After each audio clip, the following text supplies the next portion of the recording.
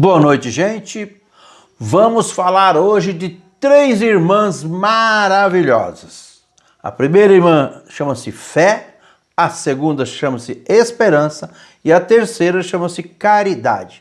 Essas três palavras estão lá na Epístola de Paulo aos Coríntios, no capítulo 13, quando ele fala da caridade como o melhor sentimento, a melhor postura que um ser humano pode ter na vida. E ele é enfático.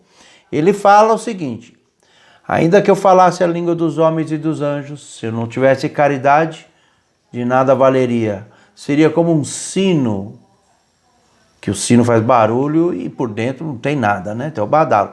Então se coloca nessa carta de Paulo de Tarso à igreja da cidade de Corinto, na Grécia, a necessidade de se subir um patamar, de subir, galgar um degrau, esse degrau chamado caridade ou amor, dependendo das traduções. Lá no final dessa epístola, ele coloca que a fé, a esperança e a caridade, mas ele fala que a maior de todas é a caridade. Por que ele fala isso? Primeiro vamos entender o que é fé, né? E me permitam, eu vou ler aqui uma frase. Fé é o assentimento do intelecto que crê, com constância e certeza em alguma coisa. Fé é o assentimento do intelecto que crê com constância e certeza em alguma coisa. Ponto. E o que é esperança? Esperança é, em decorrência dessa fé, a gente espera algo superior e perfeito. E diz respeito à nossa expectação, nossa expectativa. Então eu creio numa coisa, eu espero, em decorrência dessa crença, eu espero que alguma coisa boa vai acontecer. Mas é a caridade que ela é o ápice dessas três palavras. Porque eu creio em alguma coisa, eu tenho a expectativa boa de que algo bom vai acontecer em decorrência dessa minha crença, dessa minha fé robusta. Então eu tenho um novo comportamento. Eu vou agir de uma maneira diferente de antes. Então eu subo um patamar. E a caridade é a expressão perfeita, é a expressão perfeita do comportamento cristão. Qualquer cristão verdadeiro pratica caridade. E Jesus coloca isso de forma taxativa. Ele fala o seguinte, como o maior mandamento. Ele fala que o maior mandamento é amar a Deus sobre todas as coisas e até o próximo como a ti mesmo. E ele arremata: nisto permanecendo, sereis reconhecidos meus discípulos. Então, não tem alternativa. Não é que se a pessoa é católica, espírita, protestante, qualquer que seja a crença dessa pessoa, a crença religiosa, o que define ela ter um comportamento proativo, um comportamento cristão, mesmo não sendo cristão. Ela pode ser budista, ela pode ser muçulmana, mas a tese de Cristo, isto é, a pilastra do seu evangelho, é o amor incondicional. Então, não importa que profissão religiosa a pessoa tenha, aquilo que ela professa, ela fazendo a caridade, ela vai ser reconhecida como um cristão. Fazendo a caridade. E o que é fazer a caridade? É dar esmola? Dar esmola é uma pontinha de fazer caridade, é a caridade, digamos assim, material. O apóstolo Paulo de Tarso falou: ainda que eu desse o meu próprio corpo para ser cremado, desse toda a minha fortuna e não tivesse caridade, de nada valeria. Olha só até onde ele vai. Isso há 20 séculos atrás, a profundidade, a atualidade desse que é o apóstolo dos gentios, desse que propagou o evangelho de Jesus para além de Jerusalém, para além do grupo dos judeus, Paulo de Tarso. Então, A fé, que é essa crença forte, robusta, essa certeza, essa convicção pétrea de que nós temos em alguma coisa, em Deus, na divindade, e a esperança, que é em decorrência dessa fé, aquilo que eu espero que vai acontecer de bom. Mas só esperar não adianta, é preciso fazer alguma coisa, é aí que entra a caridade. E caridade, queridos amigos e amigas, ela se expressa no nosso comportamento.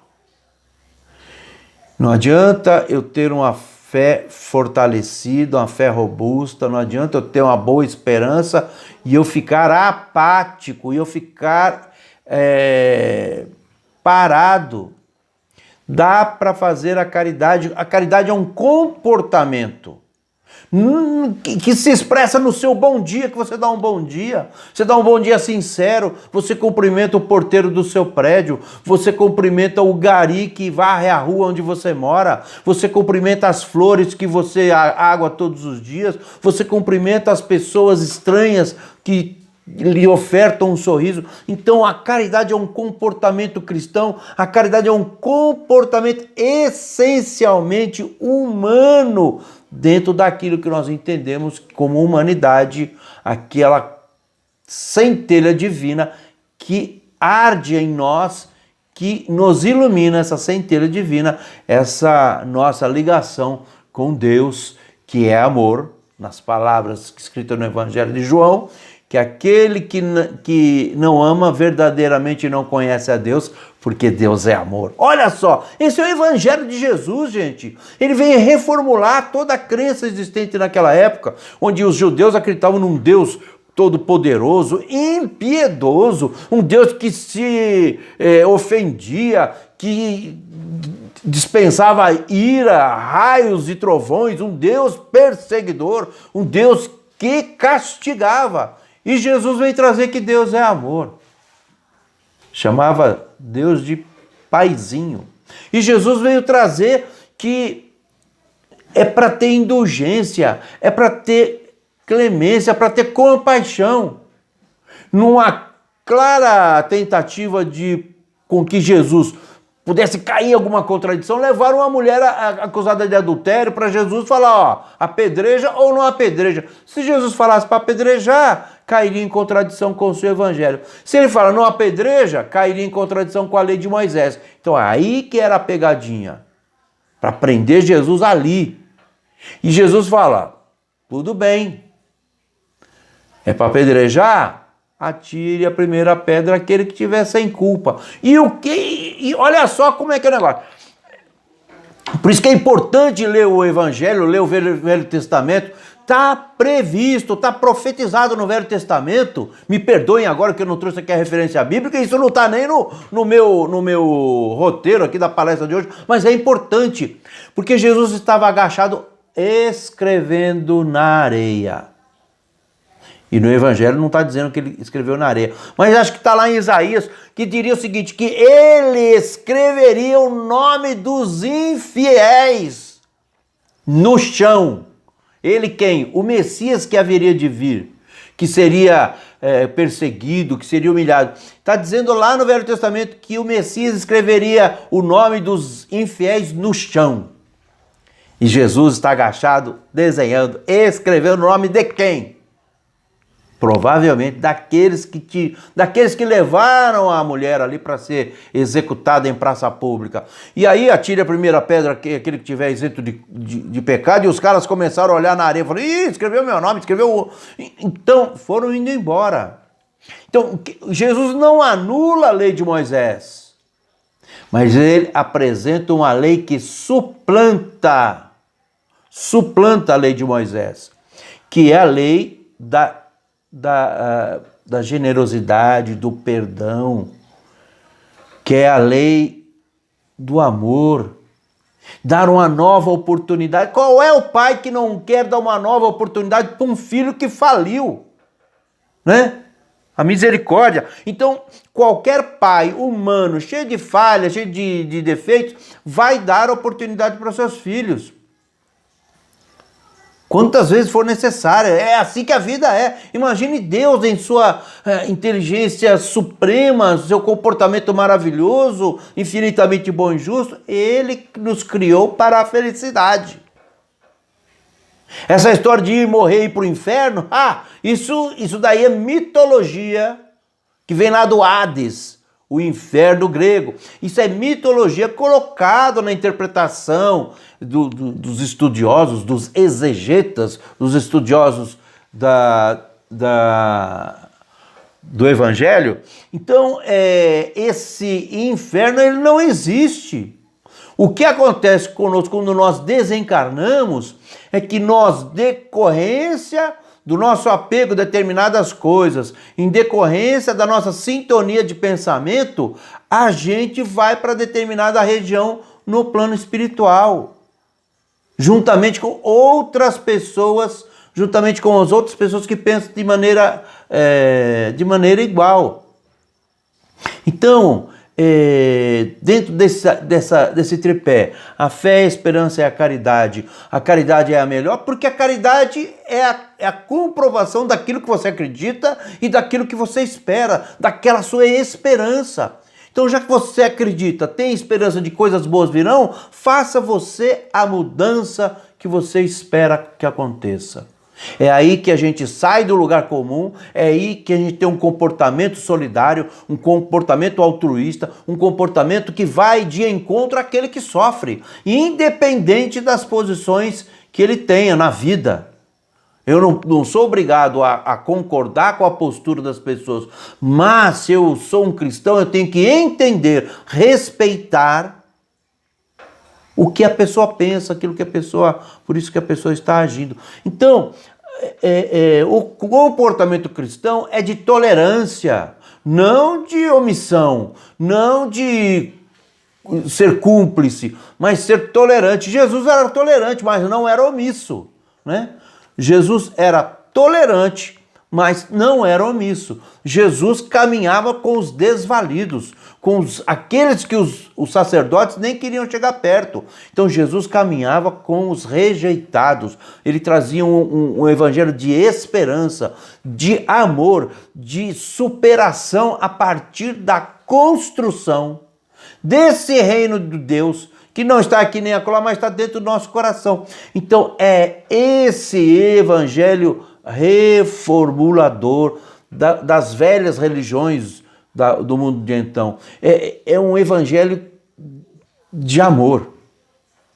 É essa a diferença. Por isso que ele foi crucificado, porque tudo aquilo que ele falava, gente, ia contra a questão da honra, a questão da raça, a questão da pureza, das formas exteriores, em detrimento da forma interior. Jesus é aquele que veio trazer o reino de Deus e localizar ele. Está dentro de você. Não precisa do sacerdote para orar. Porque naquela época você comprava lá um pombinho, um cordeiro, e ia fazer o sacrifício no templo. Era um comércio, gente, era um comércio. Na frente do templo tinha gente vendendo pomba, vendendo isso, vendendo aquilo. Para você vai lá e compra. Era um comércio, não muito diferente do que a gente vê em muitos lugares hoje em dia. Então era um comércio. Então Jesus falou, olha, o reino de Deus está dentro de você. Acorda! Está dentro de você. Não precisa ir lá no templo. Tanto é que foi um camarada indo para o templo para fazer o seu holocausto, o seu sacrifício. Você não, volta. Peça desculpa para o teu irmão. Se reconcilia com o teu irmão, que esse é o melhor dos sacrifícios aos olhos de Deus. Quantos parentes que a gente não conversa? Quantos parentes que a gente não gosta? Quantos parentes que a gente... Vai lá, antes que ele desencarne. Vá, reconcilia-te com teu irmão enquanto estás a caminho. O evangelho de Jesus é esse evangelho maravilhoso, que vem chacoalhar toda a nossa consciência. Então, seu vizinho está desempregado há 6 meses e você não vai lá perguntar se ele precisa de um pacote de arroz. Um pacote de arroz. Você tem uma tia idosa que está sozinha em casa, ela está se alimentando direito? Você conhece uma criança que precisa de uma orientação, um tênis para ir para a escola? Não estou dizendo que só isso é caridade, mas estou dizendo que essa é a atitude amorosa de se importar com as pessoas, nos colocando no lugar das pessoas. Esse é o Evangelho. Por isso que essas três irmãs, a fé, a esperança e a caridade, maravilhosas, que nós trazemos dentro de nós, em determinados tamanhos, a nossa fé em determinado tamanho, nossa esperança e a nossa caridade, é isso, o nosso comportamento. Então a conversa de hoje é para que a gente, eu acredito, eu espero, vou fazer alguma coisa, sair do campo da crença, sair do campo da expectação e ir para o campo da ação e agir. Porque é isso que Jesus espera de nós. E ele diz: tive fome, deste-me de comer. Tive sede e deste-me de beber. Estive preso e foste me ver, estive doente e foste me visitar. Era estrangeiro e me hospedastes. E aí perguntaram: mas mestre, quando que isso aconteceu, mestre? Aí o mestre falou: em verdade vos digo, que toda vez que fizer isso a um dos meus pequeninos, estará fazendo a mim. Então o Evangelho é do se importar, o Evangelho é de se colocar no lugar do outro, o Evangelho é sair do nulismo, da nulidade e fazer alguma coisa. Faz uma marmitex, leva para uma pessoa em situação de rua, doa aquela blusa que está embolorando no seu guarda-roupa, doa. Não tem condições de marmitex, não tem a blusa, faça uma prece. Mande um recado pelo WhatsApp para alguém. Mostre que você se importa. Mostre que você se importa. Isso vai evitar muita tristeza. Porque às vezes alguém precisa receber só um olá. Um como vai? Você está bem? Tenho saudades de você. É isso, o Evangelho do companheirismo, da fraternidade, o Evangelho que evidencia o reino de Deus como um reino a ser construído em cada um de nós. E a partir de nós, interferir de forma magnânima, luminosa, no nosso em derredor. Seja no ônibus, na faculdade, no trabalho, em casa. Quando a gente começa a introduzir esses ensinamentos em nosso coração, a gente vai mudando. Vai mudando, pelo menos a nossa consciência já vai mudando. E aí a gente vai, de pouquinho em pouquinho, nos tornando pessoas melhores. Precisamos agir o quanto antes. Não deixe para amanhã a caridade que você pode fazer agora. Tá bom? Fica com Deus, que Deus abençoe. E é isso. Muito obrigado.